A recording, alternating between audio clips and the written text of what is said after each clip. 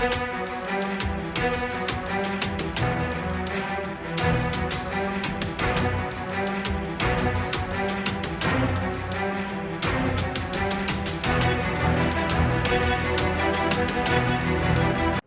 Diesel त्याबरोबर सीएनजीचा तुटवडा रत्नागिरी जिल्ह्यामध्ये भासू लागला. आपण बघतोय सीएनजीचा पंप आणि सीएनजी पंप लागलेली लाईन बघतोय. कशा पद्धतीने लाईन लागली आहे. या ठिकाणी पर्यटक या ठिकाणी कोकणात दाखल झालेत. मात्र सीएनजीमुळे मोठी दुखी ठरलेली आहे. आपल्याबरोबर या ठिकाणी पर्यटक आहेत. सर काय सांगाल एकंदरीत? एकतर आम्ही म्हणजे शनिवार शुक्रवारपासून आमचा प्रवास सुरू आहे. जे दापोली, गुहागर या ठिकाणी आम्ही वास्तव्याला होतो. पण आम्हाला असं नंतर गुहागरला गेल्यानंतर असं समजलं की इथे CNG भेटत नाही आहे. CNGसाठी आम्ही दापोली आणि गुहागरमध्ये 2 ठिकाणी आम्ही प्रयत्न केले. त्याच्यानं परत शृंगारतळीला आलो. तिथे पण भली मोठी लाईन होती आणि तिथे नंतर लाईनीत उभं राहिल्यानंतर समजलं 1 तासानंतर की CNG संपलेलं आहे.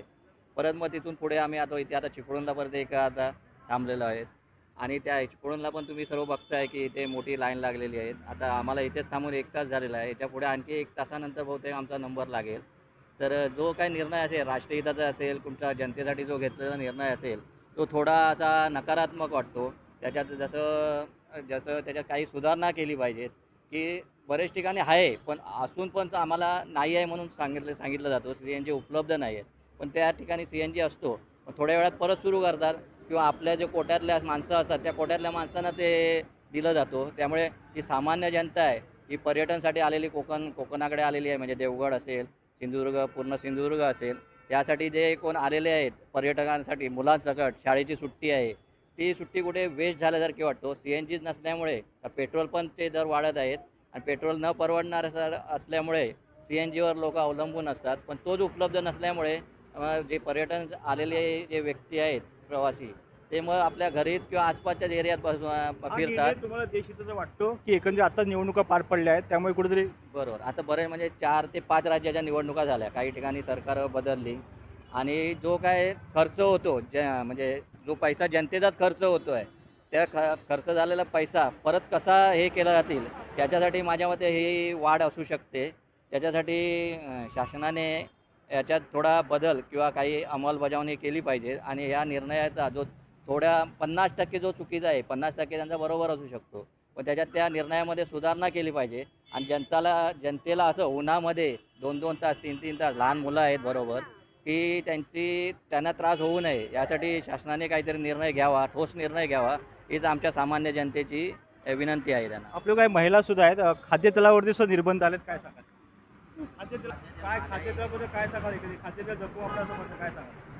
जपून वापरतोच आहे ना. अजून किती जपून वापरणार? रोजच्या वापरात तर हवंच ना खाद्यतेल वगैरे. निर्णय योग्य वाटतो की अयोग्य वाटतो?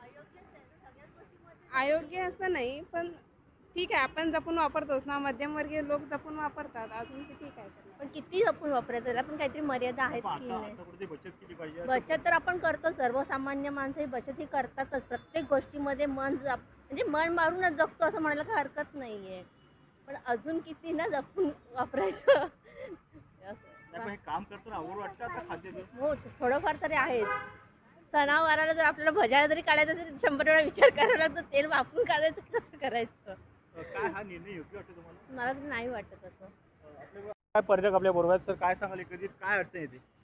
अडचण पेट्रोलही अवेलेबल नाही आहे आणि CNG साठी 3-3, 4-4 तास लाईनी आहेत. म्हणजे आपण ज्या कार्यक्रमासाठी येतो ते कार्यक्रम न करता आपण फक्त इथे लाईनमध्ये उभं राहणं हे खूप चुकीचं वाटतंय मला. हा निर्णय योग्य वाटतो सरकार? योग्य निर्णय असा योग्य तर नाहीच आहे, कारण सामान्य माणसाच्या हिताचा तर नाही आहे. मला तर वाटतं सामान्य माणसाच्या हिताचा निर्णय आजपर्यंत सरकारने घेतलेले आहेत, पण हा निर्णय मला बिलकुल वाटत नाही त्यांचा की कारण सामान्य माणसाचं गरज आहे ही आजची, की पेट्रोल, डिझेल, CNG हे मुबलक प्रमाणामध्ये उपलब्ध करून देणं. खाद्यतेल पण हे सामान्य माणसाच्या गरजेचंच आहे ना. खाद्यतेलावरती पण निर्बंध आणले गेले. खाद्याचं जपून वापरा म्हणजे नेमकं काय? जपून म्हणजे अजून किती जपून? माणसाचं आपण काय बोलतात, हेल्थ सांभाळूनच आपण कोणत्या गोष्टी करत असतो. कोणताही माणूस त्याच्या जास्त तर आपण वापरत नाही.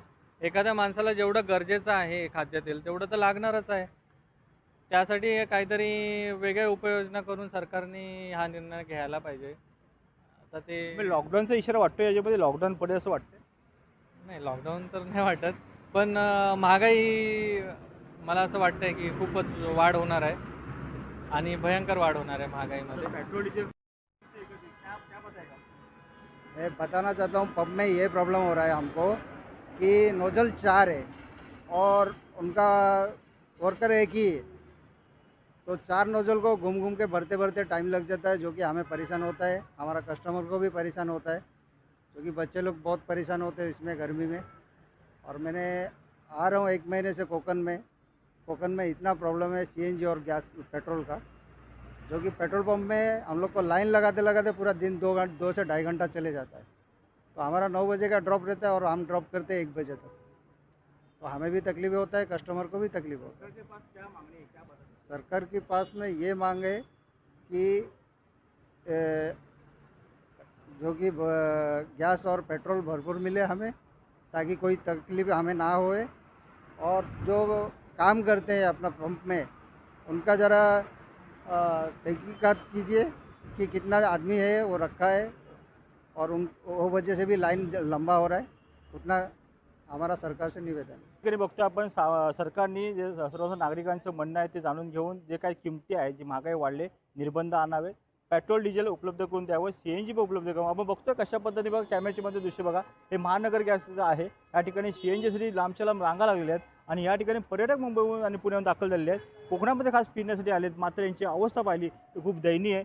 1-1 तास 2-2 तास लाईनीमध्ये उभं राहावं लागतं. त्यामुळे आता पर्यटन करायचं की CNGसाठी लाईन लावायची, हा प्रश्न त्यांच्यासमोर उपलब्ध झालेला आहे, उपस्थित झालेला आहे. आता सरकार पुढे नेमकं काय करणार आहे, लोकांनी अशी मागणी करतायत किंवा एकंदरीत निर्बंध लावले ते कमी करा, किंवा दुसरी गोष्ट जी आहे की आता खाद्यतेल कसं जपून वापरावं, महिला सुद्धा असं म्हणतात खाद्यतेल कसं जपून वापरायचं, असे प्रश्न जे उपस्थित आले त्यावेळी सरकार कधी निर्णय घेईल अशी अपेक्षा या ठिकाणी पर्यटक, या ठिकाणी आपले नागरिक व्यक्त करतात. कॅमेरामॅन सायशिक सर, निसाशी, नवराष्ट्र चिपळूण.